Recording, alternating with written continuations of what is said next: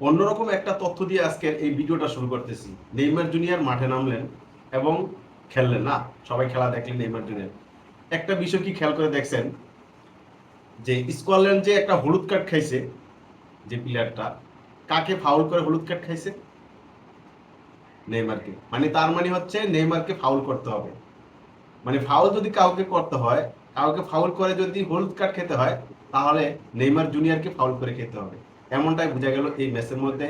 Scotland versus ব্রাজিলের ম্যাচটা ৩-০ গোল ব্যবধানে ব্রাজিল কিন্তু জিতে গেল এবং তারা গ্রুপ চ্যাম্পিয়ন হয়ে মানে নকআউট পর্বের শেষ ৩২-এ জায়গা একেবারে নিশ্চিত, একেবারে নিশ্চিত। এটা নিয়ে কিছু বলার নাই ভাই। তবে এই ম্যাচের মধ্যে ব্রাজিল দুর্দান্ত পারফরমেন্স করেছে। প্রতিটা প্লেয়ার তাদের নিজ নিজ দায়িত্ব নিয়ে এই ম্যাচটা খেলেছে।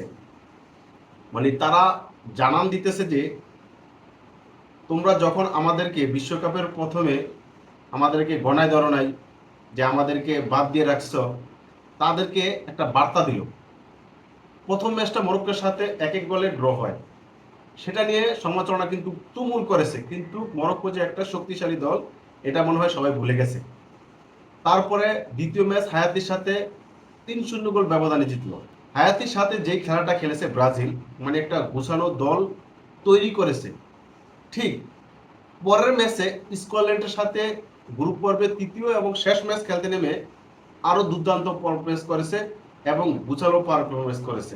মানে তারা জানান দিল যে আমরা আসি, আমাদেরকে তোমরা গণায় রাখো। প্রথম ম্যাচটা মরক্কোর সাথে ১-১ গোলে ড্র করলো, দ্বিতীয় ম্যাচটা হায়াতির সাথে ৩-০ গোল ব্যবধানে জিতলো, তৃতীয় ম্যাচটাও স্কটল্যান্ডকে ৩-০ গোল ব্যবধানে হারালো। এই ম্যাচের মধ্যে দুর্দান্ত পারফরমেন্স করেছে ভিনিসিয়াস জুনিয়র।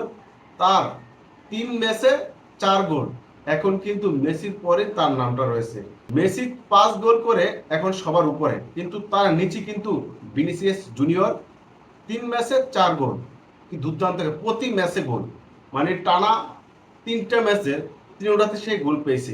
বর্তমানে ব্রাজিল টিমের মেইন খেলোয়াড় হচ্ছে ভিনিসিয়াস জুনিয়র। নতুন করে বলার মনে হচ্ছে কিছু নেই, তিনি দিন দিন আরো পরীক্ষিত হচ্ছে, দিন দিন তার ঝলক দেখাইতেছে। মানে প্রথম ম্যাচে যেরকম পারফরমেন্স করেছে, দ্বিতীয় ম্যাচে আরো অসাধারণ পারফরমেন্স করেছে, তৃতীয় ম্যাচে আরো বেশি পারফরমেন্স করেছে। এটাই হচ্ছে ভিনিসিয়াস জুনিয়র। কুনিহা, মানে কুনিহার কথা বলবো কি, মানে দুইটা ম্যাচে যে দুর্দান্ত পারফরমেন্স করলো, লাস্ট ম্যাচে স্কটল্যান্ডের সাথে কিন্তু একটা গোল করছে। মানে চমৎকার খেলছে। এলিস্টন বেকার মানে 5টা সেভ করছে। এই ম্যাচের মধ্যে তাকে একটু পরীক্ষা দিতে হয়েছে এবং সে জানান দিল যে সে বিশ্বমঞ্চের বিশ্বসেরা গোলকিপার। নেইমার জুনিয়র যখন মাঠে নামলো, মানে তখন থেকে নেইমারের জুনিয়রের দিকে মানে ক্যামেরার লেন্স ছাড়তেছে না। মানে পুরো বিশ্ব তাকিয়েছিল এই কিংবদন্তি কখন মাঠে নামবে। মানে যেই দলের সাপোর্ট হোক না কেন, সে কিন্তু এটার জন্য অপেক্ষা করছিল কখন নেইমার জুনিয়র মাঠের ভিতর নামবে। সর্বশেষ নেইমার জুনিয়র মাঠের মধ্যে নামলেন এবং খেললেন। একটা শটও কিন্তু করেছিলেন, সেটা কিন্তু গোল পায়নি। তা না হলে কিন্তু মেসির এই প্রত্যাবর্তনটা সত্যি অনেক রঙিন হতো এবং স্মরণীয় হয়ে থাকতো। তবে সব জল্পনার কল্পনার অবসান ঘটিয়ে যে নেইমার জুনিয়র মাঠে ফিরলেন, এটাই কিন্তু সবচেয়ে স্বস্তির বিষয়। নেইমার জুনিয়র মাঠে নামার আগে নকআউট পর্বের শেষ ৩২-এ জায়গা কিন্তু নিশ্চিত করেছে ব্রাজিল। তবে এই নেইমার জুনিয়র ম্যাচের মধ্যে ইনক্লুড হওয়ার পরে তাদের স্পিডটা আরো বেড়ে গেছে এবং তারা এখন একটা কম্বাইন্ড গেম খেলবে এমনটাই মনে করতেছে। কার্লো আনচেলত্তি তার এই দলটাকে আস্তে আস্তে গুছিয়ে নিয়েছে।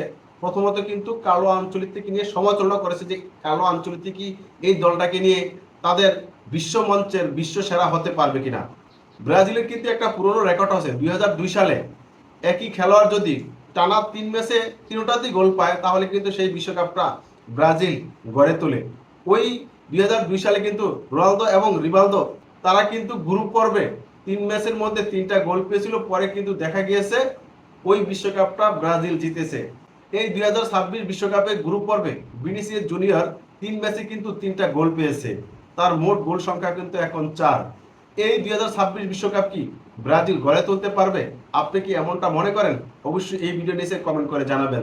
তবে আমি আশাবাদী ব্রাজিল দলটা এখন যেভাবে ফর্মে আছে, তাদের এই ধারাবাহিক যদি অব্যাহত থাকে তাহলে সেমিফাইনাল ফাইনাল খেলবে, এমনটা আমি মনে করতেছি। আপনি কি এমনটা মনে করেন?